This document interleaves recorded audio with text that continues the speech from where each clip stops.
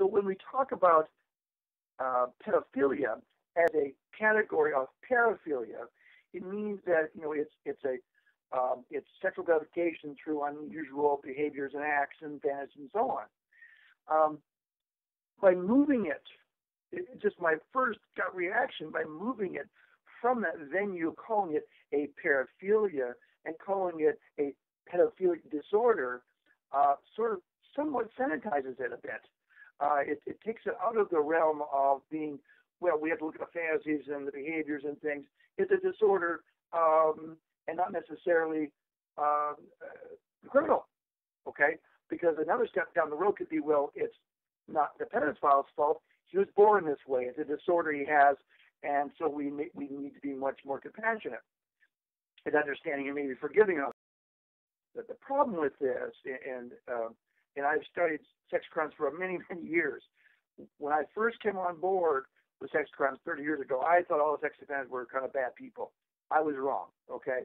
I throw my head in on that when I know that there are people we can help, and we should, and there are others that we cannot.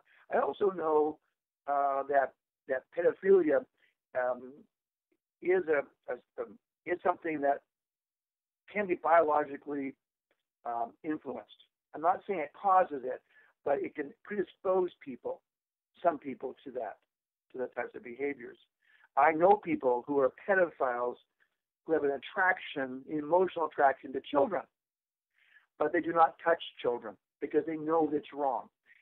Those are the exceptions. I mean, often when men are attracted to children, they have an emotional attachment to them.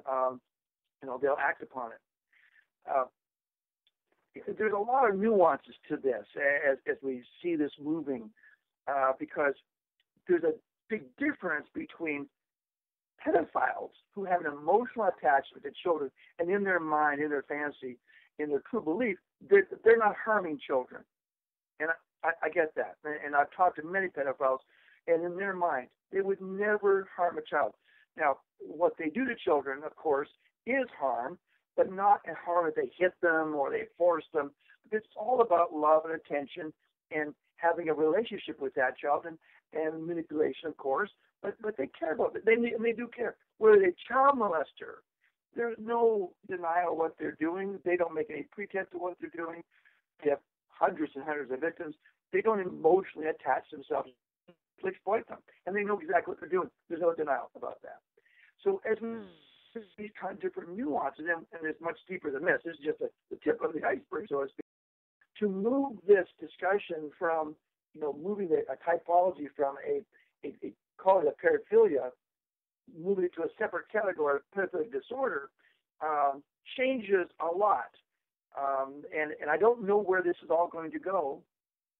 I do hope that one thing we need to do is focus much more on paraphilia, recognizing that there are hebephiles, there's misopeds, there's all types, there's different types of sexual predators. There are sexual offenders and there are sexual predators. And there's many, many columns in between that we could establish. The problem is we historically did not really focus that deeply into paraphilia. And so this movement, by taking this one item, which is a big one because two-thirds of all sex crimes in California, for example, are crimes against children. So it's a major issue to be moving that. Will that change our political system? Will it change how we punish people, how we try to treat them, how we investigate them, how that will be? So when I say it's politics, I'm not saying it's necessarily a bad thing. I'm saying that there are agendas here and why we're moving in that direction, and I can understand the forces that would want to do that because having interviewed people who truly say, I don't know why I like these boys. I've always had ever since I was a kid. I've always liked other boys, other children, and I've never gotten past that. That's a real struggle that they have. So I understand why there needs to be compassion and understanding, but we also need to protect children. So I think by moving that somewhat, quite a bit actually, there'll be a lot of discussion and a lot of focus on this. And it'll be interesting to see where it all goes. For one thing for sure, it will create a lot more discussion because it is such a controversial area.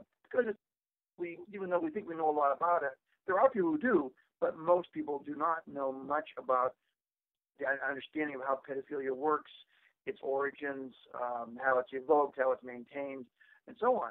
So I do think that this could be a pathway that would help us maybe address it more openly, more effectively in the open.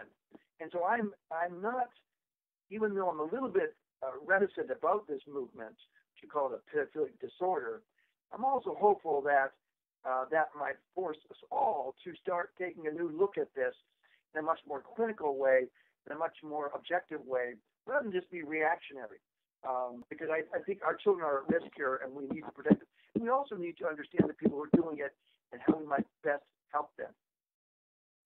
So I'm reticent because I do not want to see it going to the point where, okay, so it's really not an aberration.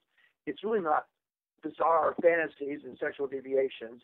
It's simply a disorder. Okay, so now it's a disorder that really we shouldn't criminalize this because it's not their fault. And so then we stop saying it's a crime, and we soften maybe we say it's a misdemeanor, or we stop focusing on the importance of keeping that behavior under control.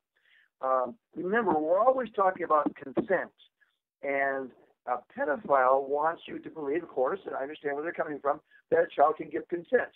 And that's the truth, that we know they cannot give consent because they're underage and they don't have the capacity or the legal ramifications, the legal ability to give consent. So I am a little worried that it could go down the road where it's too liberal.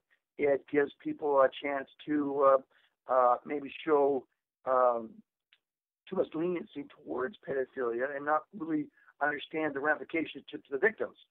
The other side of the coin is, of course, that it could lead us to focus on more research in this area, really drill down into it, and figure out better ways to address it, and not just punish it, but also treat it effectively, clinically, and compassionately as well.